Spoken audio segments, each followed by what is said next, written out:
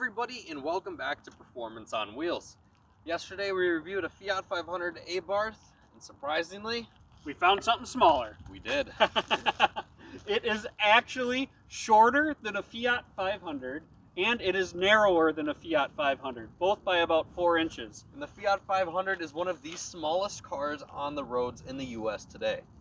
Let's go ahead and take a peek at the 1988 Suzuki Samurai. Bam! When the Suzuki Samurai came out, it was shipped from Japan, and they only started with about 1,600 units, and they started doing it on the coast. They didn't think it was going to be a big deal, and all of a sudden it caught on like wildfire. Yeah, so the Samurai was released in California, it was released in beach towns, and Suzuki didn't think it would be popular. It was just more of a test. It's been sold and still is sold in different parts of the world to today. Called the Jimny. So Jimny in other parts of the world right now. Back then, Jimny and Gypsy in other parts of the world. The Samurai was the US model. Not only that, but when this did come out in the US, this was the best-selling convertible in America. Yeah, and it was a lot of fun. It caught on like crazy. People actually absolutely loved the Samurai.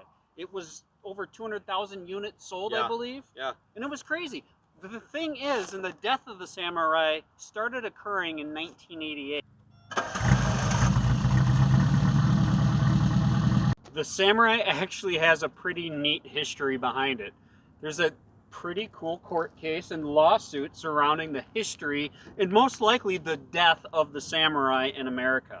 Around 1988, when Consumer Reports was doing a review on it, a news article on it, one of the editors actually rolled the Samurai, and he rolled it multiple times on the freeway. From there, Consumer Reports started looking into the Samurai closer, and what they found after intentionally trying to roll it over, their findings, or the way they released the story, was the Samurai was easily rolled over, making it an instant death trap to drive on America's roads. And America did respond. Sales plummeted of the Suzuki Samurai, and by 1995, the Samurai was completely done. They couldn't hold on anymore. And Suzuki then opened a lawsuit on Consumer Reports. The story goes, and the finale was, is no one really won in the end, but they both agreed that Consumer Reports agreed that Suzuki does try to make good cars, or does make good cars, and tries to improve the safety of their cars on a regular basis. And Suzuki says about Consumer Reports that they are a good organization that does well and they do proper testing. So almost a decade of litigations and trial led nowhere. This here, a Suzuki Samurai, was the off-roader for one who could not afford the Wrangler.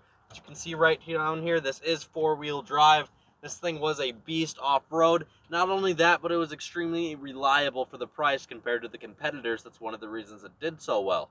There are no options to really go over on this vehicle. I do have massive notes listing out every little thing that changed, but it wasn't exciting enough to go over. Basically, all you need to know is it came in a hardtop, it came in a convertible. The convertible did way better, the hardtop died off, and a new engine was released. It was basically the same engine, 3 more horsepower, a little bit more torque, and it was just fuel injected. No automatic transmission was ever available for the Samurai. It only came in this here 5-speed manual. Classy. 30. 40. Holy cow, stop. You don't want to get up to the speed limit. We obviously didn't have ease of access figured out back in 1988 with having to unclip the rear tailgate to even get into our very roomy trunk.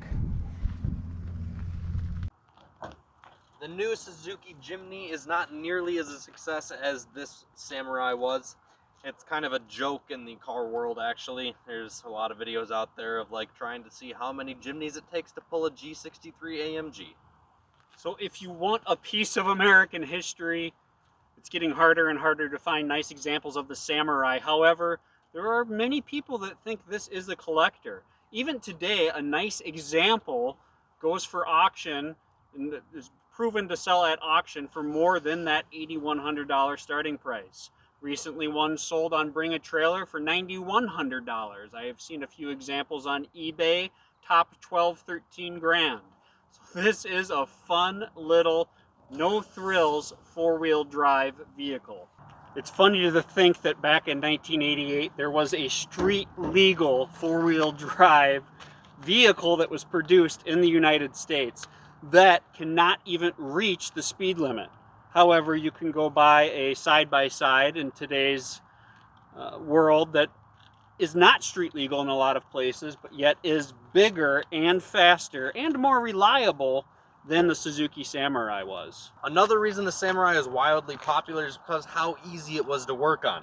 I mean, look at this thing. It's open as can be. You can tear this thing apart and put it back together in your garage in a day. So it was very easy to do engine swaps, lift kits, bigger tires. There's a lot of modifications you can do to this thing in a very easy and timely manner compared to some of the competitors. Truly the ultimate utility vehicle.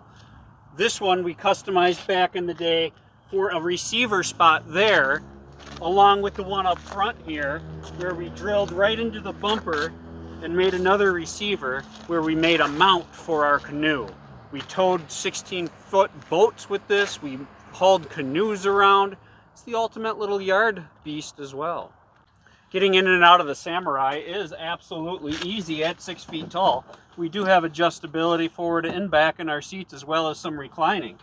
Guys, the options in here are really endless. We have a turn signal, we have windshield wipers, we had a horn, and check out the custom cup holders. No cup holders standard in the Samurai. You had to come up with your own creation. Thank goodness for wide angle, otherwise I don't know that we could do a review on this little feller. Honestly, I hope we're both in the frame right now, because personally I don't know. I don't know if there's much of a difference if you're to sit in my lap or sit in your own seat. We're in here.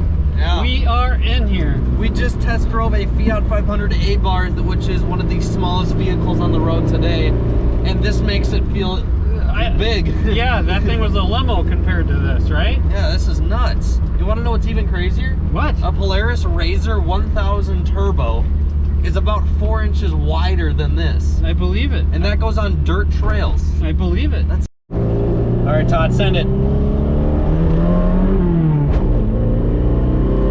With the 0 to 60 time of about 17.5 seconds, the Suzuki Samurai is an absolute beast.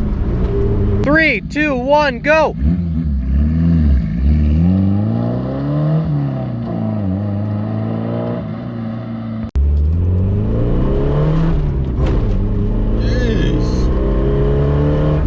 Really put you back, huh? Yeah. So this is a good friend of mine. He's been a good friend of his for over 20 years, and him and his family have always had Samurais. His dad had the nicest one. It was fuel injected. Could go almost 70 miles an hour on the highway. Wow. This one, you're gonna need some downhill and some drafting, tailgating love to get up to 70. What's that speedometer go to? 90, 95, but wow. Yeah, you could never see that. You'd have to throw it off a cliff, and it'd have to be a big enough cliff that it could get up to 90. Well, it's got to be on there. So yeah, this is just a little 2-barrel carburetor on top of a 1.3. Okay. But anyways, he used to have one that had the coolest license plate. It was called the Mud Pup. I like that. Yeah, it fit it perfectly. It was the little Mud Pup, just splashing through little puddles. We took this Samurai that we're in right now on a 10-hour road trip with a 16-foot boat behind us. Talk about Dumb and Dumber. That was the longest, well, it was 10 hours in a normal car. I think it took us about 13. But yeah, it was an experience. Just absolute road noise. If you wanted to get any sort of speed, or if you wanted to stay at speed, you know, like 60, 65, yeah, you'd have to literally be within feet of behind a semi-trailer. I bet they like that. No, they don't. They just change lanes all the time. Because they'd see a cut behind them, and then they'd change lanes right away. So every once in a while, you'd find a driver that either didn't care or wasn't paying attention, and we could get a few miles going 70 on our long journey. But yeah, we went from Minneapolis to southern Missouri. Didn't skip a beat. We got there and back without issue. We played around, found a few trails down there. Oh, wow. Here we go.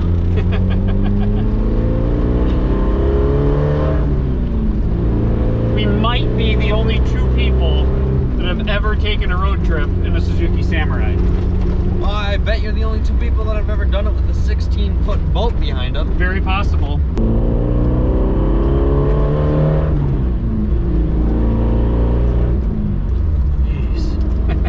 Remember, in the Mud Pup, the Samurai that was prior to the blue one we're in today, boy, we used to have some oh boy, holy crap moments in that thing, going down twisty gravel roads at way faster than any vehicle should be going. Exhaust, no muffler, wide open throttle going, back end out. A lot of good memories in the Samurai, a lot of good memories. End out with 66 horses. 64. You always have to make sure you're up to the speed limit and get her down low on idle with that no muffler and straight through exhaust to get another 1 or 2 horsepower out of that 1.3. Gotta do what you gotta do. Don't need any harassment from the law on this high horsepower unit. Part of loving cars is you kind of love the stories behind all of them. It doesn't matter if it's a $100,000 supercar or a $8,000, just over 2,000 pound Suzuki Samurai. You can appreciate how all cars could bring a smile to your face, and you can make some memories in them. Guys, thanks for watching this brief video on the Suzuki Samurai today, looking back at a true American icon. Like, subscribe. Thank you guys so much for tuning in. Glad that you guys joined us. Yeah, just like Todd said, like and subscribe. Hope to see you guys in the future videos. If you guys are interested in the car we just purchased, go ahead and click here, our Jaguar F-Type. If you want to see us review a Toyota Camry, one of the most reliable cars on the road, go ahead and click right here. And if you guys would like to see us tune that Toyota Camry, making it somehow extremely fast, here, and subscribe right here. Have a nice day.